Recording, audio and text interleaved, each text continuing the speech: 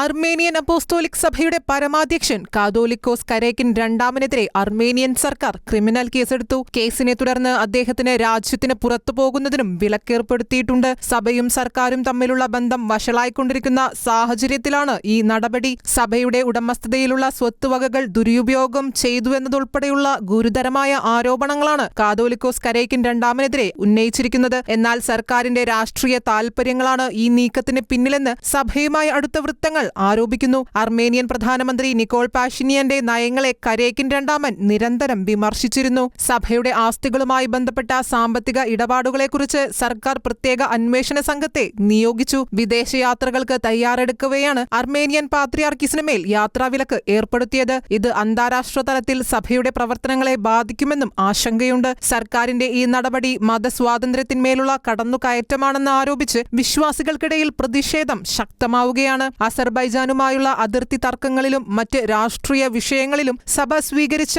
നിലപാടുകൾ സർക്കാരിനെ ചൊടിപ്പിച്ചിരുന്നു. ലോകത്തിലെ തന്നെ ഏറ്റവും പുരാതനമായ ക്രൈസ്തവ സഭകളിലൊന്നാണ് അർമേനിയൻ അപ്പോസ്തോലിക് സഭ.